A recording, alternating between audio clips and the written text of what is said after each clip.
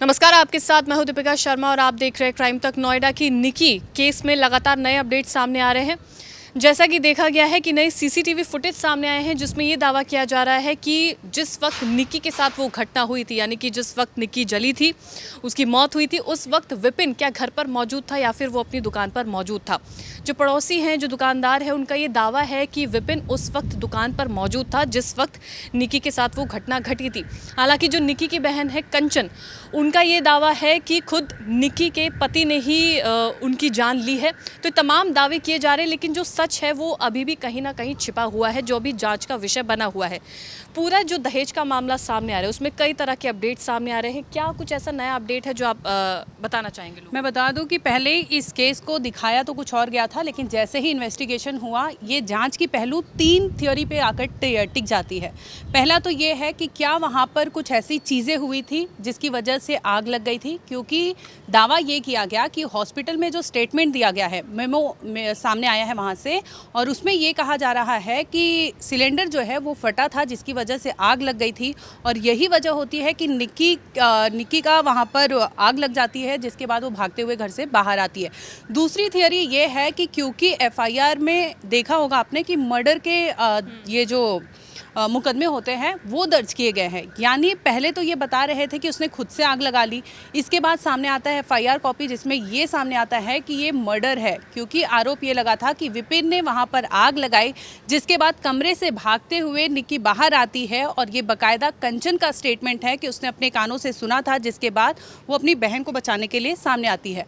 अब दूसरे पहलू पर बात करती हूँ, जैसे कि आपने देखा होगा कि आग लगने के बाद निक्की वहाँ पर गिरती है ज़मीन पर, तो इसके बाद दूसरी ओर जो दुकान होता है उनका, वहाँ पर कुछ लोग होते हैं और खबर पहुँचती है कि आपके घर में आग लग गई है। फ़ौरन दौड़ के आते हैं। इसमें विपिन जो है इनके कज़िन भाई है, ताऊ के लड़के हैं, वो बताते हैं कि मैं वहाँ गया, विपिन उस हालत में नहीं था कि वो गाड़ी ड्राइव कर सके। ऐसे में विपिन का जो ताऊ का लड़का है वो ड्राइव करता है और लेकर निक्की को, उसके सास ससुर को फ़ौरन वो निकलता है, फोर्टिस हॉस्पिटल जाता है। और फोर्टिस हॉस्पिटल का आपने देखा होगा कि वहाँ पे मेमो सामने आया जिसमें ये बताया गया कि सिलेंडर ब्लास्ट हुआ। यानी कि जो पहली जानकारी हॉस्पिटल को भी पहुंचती है वो ये, जाहिर सी बात है, या तो परिवार बचना चाह रहा था, इस वजह से ऐसी चीज़ें बताई गई। लेकिन जहाँ पर जितने भी लोग इसमें सामने आ रहे हैं, नए नए कैरेक्टर जो सामने आ रहे हैं, उनके दावे अलग अलग सामने आ रहे हैं, जिसकी वजह से ये जो पूरा केस है ये उलझता हुआ नजर आ रहा है। क्या सच में दहेज की मांग की गई थी? क्या उसके पति ने अपनी पत्नी को जलाया था? क्या कंचन कुछ और बता रही है? दावे कुछ और किए जा रहे हैं, क्योंकि कंचन और उसकी बहन यानी कि निक्की, जो विपिन की पत्नी है, ये माना जा रहा है कि एक एफआईआर भी दर्ज कराई गई थी काफ़ी वक्त पहले, जिस वक्त ये माना गया था कि विपिन को रंगे हाथ पकड़ा गया था एक लड़की के साथ, यानी कि विपिन के कैरेक्टर पर उंगली उठाई जा रही है। लेकिन वहीं जो वो परिवार है जिसके परिवार में उनकी शादी हुई थी, उनका कहना ये है कि हमारे घर में ये तमाम चीज़ें अलाउड नहीं है कि आप एक ब्यूटी पार्लर खोलें या फिर आप इंस्टाग्राम पर रील बनाएं। माना ये भी जा रहा है कि विपिन और उसका भाई कुछ भी पैसे नहीं कमाते थे और ज़्यादा उनका फाइनेंशियल स्टेबिलिटी नहीं थी, जिसके कारण इन दोनों बहनों को काम करना पड़ता था, अपने बच्चों की परवरिश के लिए उन्हें पैसे कमाने पड़ते थे। तो तमाम ऐसे दावे किए जा रहे हैं जो कहानियों को उलट पुलट करते हुए नज़र आ रहे हैं। लेकिन बात कुछ भी हो, एक महिला की ज़िंदगी अगर वहाँ तक पहुँचती है जहाँ वो अगर अपनी जान भी ले रही है, तो भी उसे इतना प्रोवोक क्यों किया गया? क्या उस पर ऐसा दबाव बनाया गया? ये भी एक चिंता का विषय बना हुआ है, जाँच का विषय बना हुआ है। अगर उसने खुद भी जान ली है तो क्या ऐसी बात रही कि उसने अपनी जान ली? हालांकि अभी तक जो दावा किया जा रहा है, अभी तक जो निक्की के परिवार की तरफ से आरोप लगाए जा रहे हैं वो यही है कि ससुराल वालों ने उनकी जान ली है। जो ये पूरा केस सामने आ रहा है, इस पर क्या कुछ और मायने हो सकते हैं कि मतलब जो विपिन है, उसका पति है, क्या वो काम नहीं करता था, इस वजह से उन्होंने पार्लर खोलना शुरू किया, लेकिन उनके परिवार में, क्योंकि वो एक गांव का माहौल है, कल्चर उस तरीके का है कि उनकी घर की जो बहू बेटियां हैं वो पैसे नहीं कमाती। क्या ये सिर्फ एक ऐसी वजह हो सकती है कि इतनी बड़ी घटना निक्की के साथ हो जाती है? नहीं, अगर मैं गांव की बात करूं तो जैसे कि आपने देखा होगा कंचन भाटी का इंस्टाग्राम बोलूं या फिर यूट्यूब चैनल देखा होगा आपने, तो तरह तरह के वीडियो उन्होंने डाले हैं। तो ये कोई खराबी नहीं है कि वो अगर वर्किंग है, ब्यूटी पार्लर चला रही है, तो इसमें मुझे नहीं लगता कोई खराबी थी, और आज फ्यूचर डेवलप हो चुका है, ठीक करेगी। और दूसरी ओर अगर इनके पिता की बात करूं, निक्की के फादर से ये क्वेश्चन किया गया था कि क्या दहेज का दबाव था, क्या वहाँ पर ब्यूटी पार्लर को लेकर कोई वहाँ पर झगड़ा था, वाद विवाद था? तो इस पर उनके पापा का बयान सामने आता है और कहते हैं कि उन्होंने 1 लाख रुपए इसलिए दिए थे क्योंकि विपिन कुछ करता नहीं था, सिर्फ और सिर्फ एक दुकान था, दुकान की वजह से इनका खर्चा चलता था। तो ये भी दावा किया जाता है कि वो दुकान पर बैठता भी नहीं था। और मैंने जैसे कि कंचन की बात करूं तो कंचन ने साफ साफ कहा है कि ये दोनों भाई, चाहे रोहित की बात करूं चाहे विपिन की बात करूं, ये दोनों भाई किसी के घर में सुनते नहीं थे। ऐसे में उसने अपनी सासू माँ से कहा था कि आप जाकर पूछिए अपने लड़कों से कि ये रात भर रहते कहाँ हैं, रात भर घर नहीं आते। तो इस पर उनकी माँ यानी निक्की की सास कहती है कि लड़के हैं 20 घर जाते हैं, ऐसे में आप उन्हें रोक नहीं सकते। कितना बड़ा ये स्टेटमेंट है, आप सोचिए। एक महिला खुद अपनी बहू को ये चीज़ें बताती है कि लड़के हैं कहीं भी जाएंगे 20 घर जाते हैं, तो ऐसे में कोई बड़ी बात नहीं है।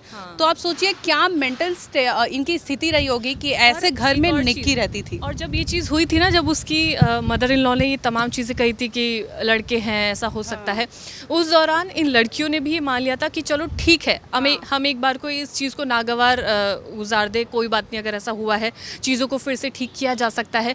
लेकिन बावजूद इसके महिलाओं के साथ मारपिटाई करना, अपनी पत्नी की इज्जत ना करना, उनके साथ दुर्व्यवहार करना, उस लड़के की खुद की माँ भी दुर्व्यवहार कर रही है, तो एक लड़की कहाँ तक झेलेगी। आमतौर पर एक महिला क्या चाहती है कि उसके साथ इज्जत से घर में रहा जाए, उसकी बातें सुनी जाए।